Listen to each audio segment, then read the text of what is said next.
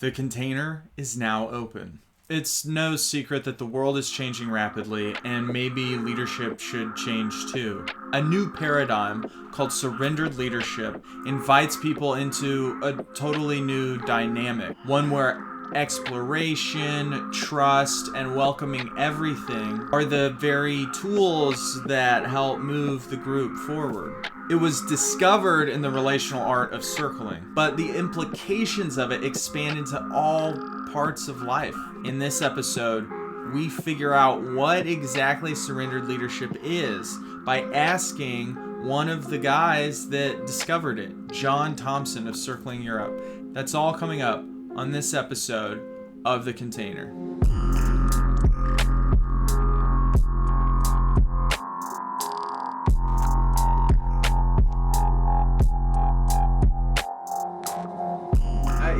I want to know, what the fuck is surrendered leadership? How does it work? How is it surrendered? How is it leadership?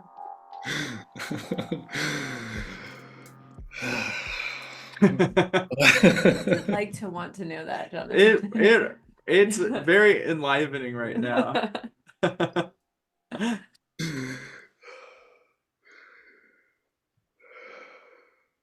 Yeah, I'm with your aliveness, and I'm also with like how much kind of codifying of it I've done, because we've these last 2 years we've started leading week-longs, which are only about learning surrendered leadership for people who are certified in circling and they want to learn surrendered leadership. So it's like I've spent hours, I've written hours codifying, and I imagine I will have a lot to say about it. And there's still a mystery. Like sometimes I'm like, oh, am I like doing this thing an injustice by codifying it so much, or like have I like overstretched in some way that because it can't quite be grasped? And yet at the same time, people are finding it really useful, and some of the distinctions and practices around it, like can open doors, and it does. Yeah, that certifying thing. It does. We have like between me and Sean especially, but the other senior leaders, we have a shared sense of like, yeah, when someone can really lead us in a leadership circle.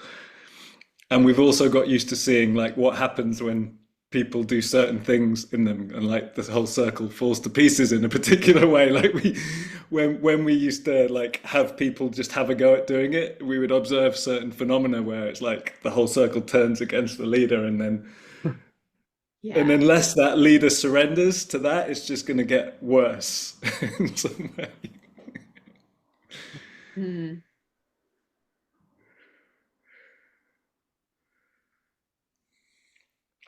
But I mean, I think first and foremost, it's daring to surrender when you're in a leadership role,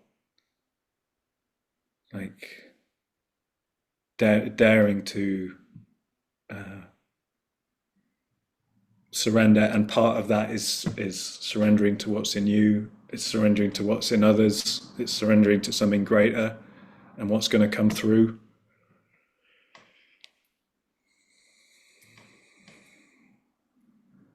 It does include like helping people to get what we're doing. Like the idea is that we surrender together and we practice leading together. So there is that role of like a traditional leader is still there, but if you really surrender, like, are you going to say those things? Yeah. And yeah, for me, sometimes like that's that dance I mentioned earlier. Like sometimes like what can feel like the medicine of not saying those things becomes the poison at a certain time, because I'm like withholding something that could be cleared up. Right. And then vice versa, someone's clearing things up and they think that they believe in clearing, which is true, but then you lose the aliveness and the emergence, and you're not giving people a chance to actually discover the elements of this that can't be captured in words and that are transpersonal and archetypal, and like, so there's always this dance, but that ability to stay open to others and trust others, like I think that was a big capacity that came online when I just started. And that's when I started getting all kinds of state experiences when I was leading, was like, oh, I don't have to manage anyone. There's no Like it's everyone has something of value to contribute here. And so all we're doing is using our authenticity and discovering and exploration to like get the gold from what's here. And that can include boundaries and all kinds of things, but it's like I don't have to act on reality. It's like it's already here. So it's more that like awakening to that.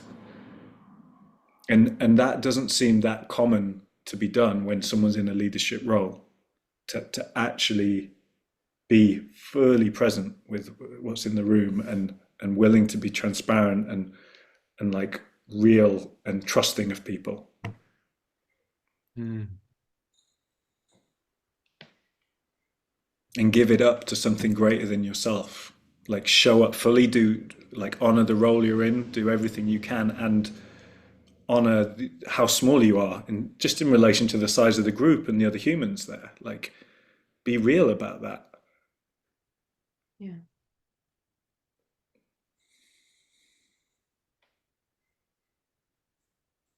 Yeah, I'm noticing there is a part of me that's wanting definitions around like if someone starts getting into a certain state, at what point do I snap into full leadership, zero surrender? Like it's interesting. Yeah, there I don't know what is motivating that part. Probably something about safety and something about wanting structure. But I have this story that you would say it would matter about the moment and what feels like the heart open sort of spirit forward step. I wonder if that's true. Yeah, but also the framing, I wouldn't like when would I stop surrendering to lead, or like that doesn't relate for me, or like I can't it's it's not an either or. It's like, is my surrender inviting me to like bring a structure because that's coming from my highest joy and from my Mm, like real wanting to share something, or is that wanting to bring a structure in because I'm scared? And so often it's because I'm scared, I'm wanting control. So rather than bring this structure in, which I could do and everyone would follow and maybe it would be quite cool, the surrender is like reveal that I'm actually scared, because that has more realness to it than controlling from over the top of the fear. And I remember when I was leading at Esselin, so it was like 40 people. It was quite a high, prestigious thing at the time, and I was about to control in that way, and I caught myself, and I didn't, and then I just started actually shaking, like fully shaking in fear. But the fear like started to release through that shaking, and then someone came over to me and like, what is going on with you? And that really felt like a leadership capacity for me, of like the surrendered leadership move of daring to show up fully and not control when things get uncomfortable. And then the next leadership that comes from me is from inspiration, like on the other side of that. Yeah. mm, That's the word trust is just so alive for me in your share. The levels that trust can takes, like in oneself, in the other, in the space, and being able to like, it's such a deep, that word is so, I don't know, I want to say misunderstood. I mean, by myself, and I think by, myself included. Um, I'm wondering if you'll say more about trust, because I'm like, I feel like there's something important there. Yeah, it resonates. It's fundamental to it, and it's trust, and it's the leap of faith coming with it, Yeah. and the humility around that, like that moment of shaking in fear. And it's also like trust beyond the workshop, one of my thought experiments would be like, am I okay? Like if half the workshop walks out, like how do I know that's not the better thing for humanity or for me? Like Wow. that can be a way of like and that is quite an extreme thought experiment. It's, there's also a lot of like just the more conservative in a good way approach of like, hey, people have paid for a workshop and they're here with you and you're the leader, and like, yes, serve them. But when that serving, for all you know, that serving could be that you stay in truth, you stay in authentic connection with them, and yeah, maybe someone does leave, and maybe they come back, maybe they have 2 years later they realize, wow, that person was really actually showing up with me. Or maybe you realize that you're staying quiet because you have your own childhood wound as a leader, and like the practice kind of shows to you like, oh my God, I was just acting out stuff from my family system, and now like, yeah, I've lost, those people don't think the practice is very good. And so the surrender is bigger than the practice. Like, Yeah, what I'm learning a lot right now. I'm feeling things shift around in my brain. The like fractal thing image is shifting right now. Um, Surrendered leadership isn't like stepping back from leadership to allow it might involve this, but it's not about letting go of leadership and surrendering to the moment and to the people. It's more being the leader by surrendering as much as you can right now, like by being the tip of the spear into the surrender ocean. You're just, we're going, and I'm gonna be so fucking surrendered that y'all are going to be surrendering more. I don't know. It's just, that's how surrendered I am. yeah, and That makes so much sense, but it's such a different yes, way of putting those words together. exactly. And a way you can play with that is like the most surrendered person in the room is the leader. So Fuck. that's where it's like cross contextually. So like whether you're leading, whether you're not, whether you're in the supermarket, like wherever, like that. My belief from my experiments is the most surrendered person is the greatest leader. So so when you're leading, you're doing your best to surrender because that is leadership, but you're also surrendering to other people's leadership through their surrender. So that, yeah, it gets kind of paradoxical, and it does shift the whole way of understanding of what leadership is, Mm. as well as honoring it and including that, because your surrender could be to like help these new people to get a sense of what we're doing, and like taking you can't hide behind your role. Like that's a good, like, very short surrender leadership, like zero hiding behind a role, but you also can't escape your role because you are in that, Mhm. but you surrender within it. Wow.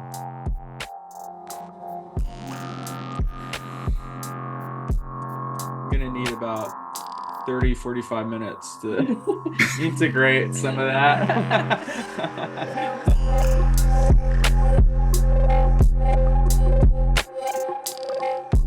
Man, such an incredible interview so far, right? And we'd love to get back to it. But before we show you the rest, the Container would like to ask for your help. There are two big ways that you can help the show. The first one, if you're on YouTube, like and subscribe and leave a comment. If you're listening to this on a podcast, make sure to rate and review, and share this with people who you think want to hear this kind of content.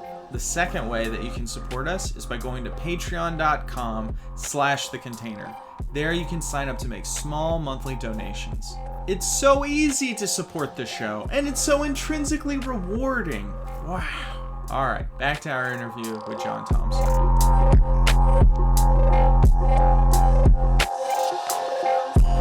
I've been trying to learn I Ching better, so I've been reading the Tao Te Ching, and so much of what you're saying is Yeah. resonating with those morning readings. Yeah, like exactly. There's a quote that I'm trying to remember exactly what it is. When the leader has finished his work, the people say they did it themselves.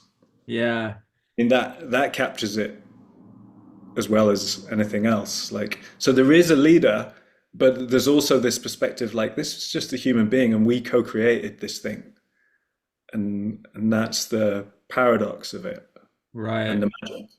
And I noticed too something you mentioned earlier, and I think I've experienced a lot, the way that circling makes room for these archetypal plays to flow. There's almost a way that it's not so much that you're a leader, but there's like this role of the leader that someone has to play. And so you just step into the circuitry for a moment of like, all right, we have the leader anode here, and then we have the, you know, there's like, you just need to get situated. It's kind of like ceremonial magic where you just need somebody, a warm body right here and holding this and saying that, and then this person here, this person there. And yeah, Yeah, there's a way that leadership can take on that. It's not so much I'm the leader, but there is leader, and I was the warm body there. exactly. Ah, And it also makes me think of like maybe surrendered leadership is just an emergent kind of consciousness for us as humans to like look more closely at leadership dynamics and like Yeah. authority and power and how we function together. Because it does seem to point to this new possibility, or at least it starts to deconstruct some of the old assumptions around it, or like, yeah, you get glimpses of something more and something more powerful and something more real, Mm. while also really honoring like these structures. Like, then it's not like those structures are there for a reason.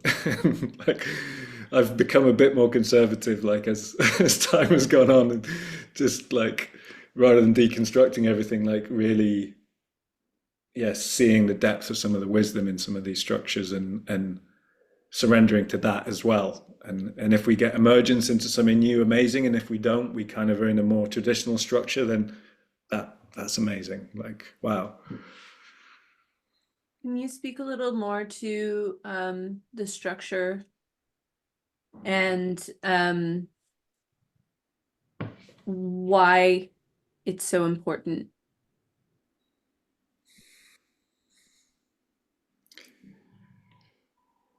Which structure? Well, the structure that you're referring to, like that that there, there can be emergent things that occur, but regardless, there's the structure of the circle of the practice, I guess is what you're referring to.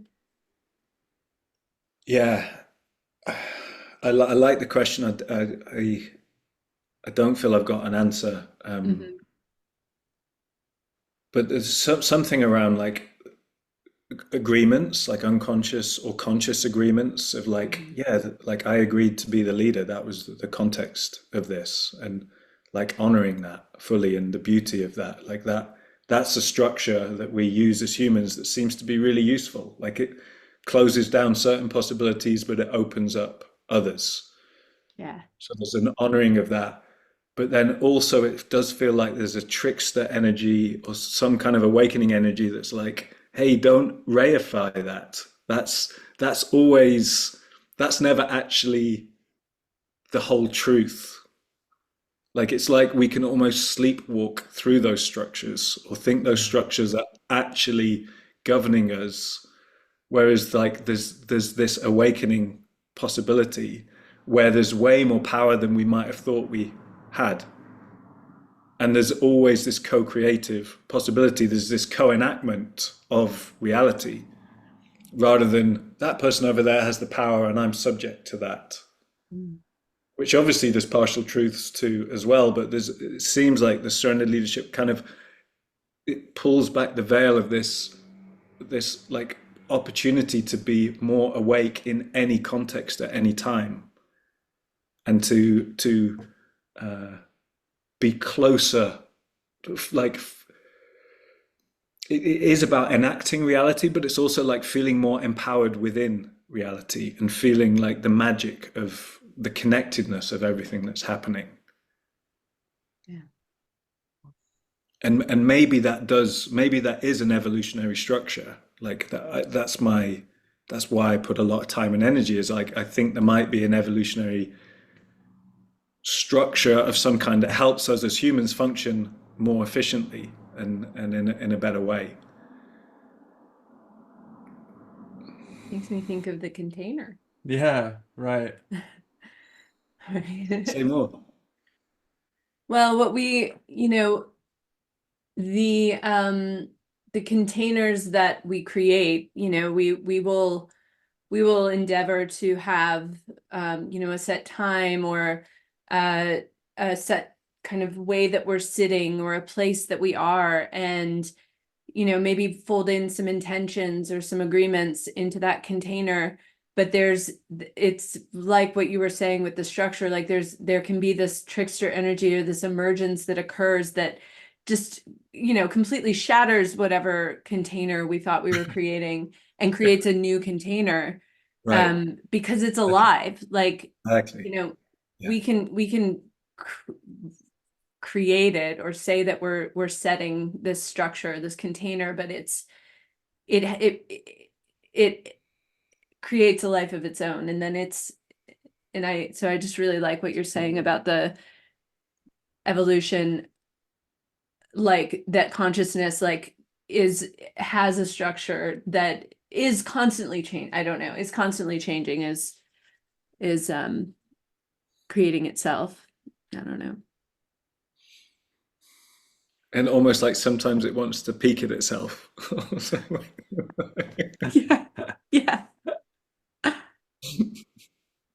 Yeah, I'm noticing there's sort of this tangential noticing of other places that happen within containers, or within the circle that you draw, is like there are like art and performances, sports, games, magic, mystical ceremony, religious ceremony.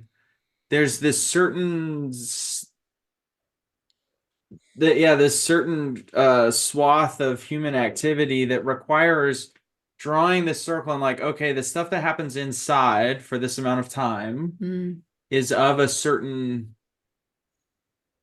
kind, and it's not the kind it always is. It's the special different kind. And as long as we're standing in this circle at this time, there are new rules. And then there's all of those things are also places of like magical spiritual change. I love that description because it makes it much wider than surrendered leadership. Then it's like, oh, this is going on everywhere, like in a particular way that, yeah, that does feel quite incredible. It like gives me a sense of like I'm going to appreciate more, like all of this going on all around in all Mm. different ways. And yeah, one of the teaching points in this Surrender Leadership Week that I play with is this idea of cross-contextual continuity, which are kind of referred to, and it's like so context is everything. Like context, like the container you set, like context is everything, and every context like is there for a reason and can be deeply, deeply honored. But then there's this other sense of like context is nothing. Like there's always an emergent possibility. So like you're never restricted into a context that you think you might be. Like there's always like a new possibility. And and I love approaching life in that way. Like it's super difficult. Like it totally kicks my ass, but I do like really believe it also gives me a lot of hope and like empowerment to uh, learn about myself and try and show up in any context. Because Yeah. like there's something that's cross contextual, uh, and There's yet this some contexts are dimensionality so to it. different. Like Sorry? there's this dimensionality to it. Like Right. Yeah. there's context, and then there's like the one that just was and the one that's about to be, and then like the direction in time and space of all of those contexts and the way that they overlay and the content. Oh yeah, it's blowing my mind. I love it. I feel like there Ken Wilber has a color of consciousness for that shit. That's really, yeah. Yeah, it does. It does like link. I remember like this co-enactment of reality. I think like a lot of the turquoise writing is about that, like construct aware, and it does seem to point to these. There's a lot written about these things, and those things have influenced me. But what's nice about this is it's more like personal from what I've discovered through the practice. So it feels like I can embody it more, but it does relate to those things for sure, and they've obviously influenced me. Yeah, that's something I like about circling is so much experience inside of the very things that we go to wisdom literature for. We go to psychology and philosophy and religious texts for these things you can just do. You can actually just go live there for a little bit.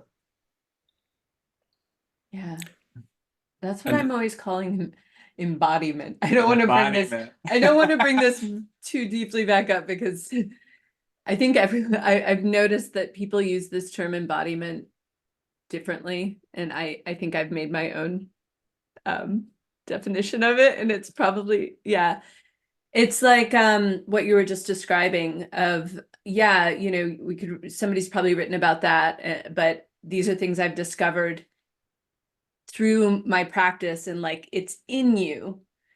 I call that embodied. Nice. Like it is coming from your experience versus, and then you can go and read a book and be like, oh yeah, that's exactly what I just went Right. through, because it is in you. It's in your, I call that embodied. mhm. Yeah. Hmm. It's Yeah. embodiment's a big thing for me, or it's a very useful pointer or experience. I like it a lot.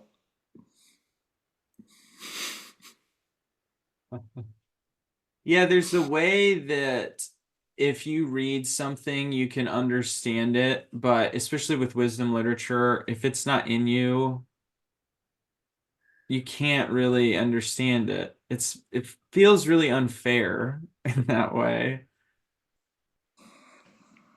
Well, you can intellectually grasp it, but that is not the same as knowing, like deep Mhm. knowing, um, I've in had your that. body, which is what I call embodiment. I've had this experience many times in my life where I'm reading something that's really wise, Hmm. like top level wise, and I'm reading it, I'm like, well, yeah, that's what you're supposed to believe. Obviously, like you're supposed to not want things Buddha. Like obviously suffering comes from that, yada yada yada. And then I'm gonna go drink all weekend and take drugs from strangers. And then Aw. that, that because like you can read it and be like, duh.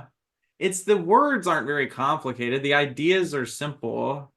It's not enough to learn it. Is you can't just be told. You have to do it.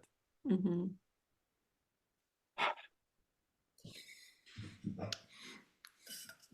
It's fun hanging out with you. It really is. It would be fun to circle. I actually attended someone else's circle, which I haven't done for a few years. So I was just purely participating, and I had such strong experiences. and and we also had a work meeting last night, and we circled in the meeting, and that was super powerful for us all. And I was just imagining circling with you, and it just feels like it's so nice to have such a childlike excitement still for the practice, like Mm. after 15 years, like that it's going to humble me and like show me things I've never seen and challenge me. And Mm. yeah, Have there been times where you lost that and then found it again over the last 15 years? not really. It not really. It's just been more like the struggles that have come on my doorstep through life and through the practice have been bigger than I anticipated, Mm. and have been a lot to swallow and integrate, and like heartbreaking and unresolvable. And so there's some sense of like, oh, circling doesn't solve as much as I initially thought it could. It Mm. doesn't get you away from like the depth of struggle in life, or the depth of grief, or the heartbreak, or the humbling, or the powerlessness, or but luckily, and I feel really blessed, like I've never, and of course I question the practice, and but there's some magic that I've always believed in, and yeah, I've never lost, and that's, yes, still there. It's kind of like a joy around that, and so I haven't really had a break of leading it in this 12 years. Like it's always, have periods where I really need a bit of a break for sure, but not like they don't last long. It's like, oh, I want to learn, or I want to get back in. I want to practice and keep growing, and not just that. Like I look forward to the events that I lead, and as long as I don't put too many in a row, but they're like an amazing part of my life. Like it's stuff happens in those events that often doesn't happen in my normal life. Sometimes those things happen in my normal life, but these trainings allow for incredible experiences that really feel like it feels like, oh, I would pay to go on this retreat. Like how can this be? Like I'm actually being paid in this context, and I'm leading this retreat, and yet what I'm experiencing here, I would pay a lot of money for. Yeah.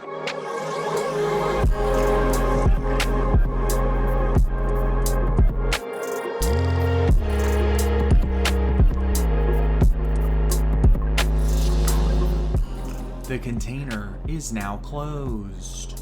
What an amazing conversation it's been. And don't worry, because we already had an interview with him last week. We have an interview with him this week. And guess what? We have an interview with him next week. Do you want to know more about John Thompson and the work he's up to? Go to circlingeurope.com. They've actually just started these online drop-in circles. They happen every week, and they're only 20 euros. So about 20 bucks. We have a nice way of closing. Keep hitting them nasty.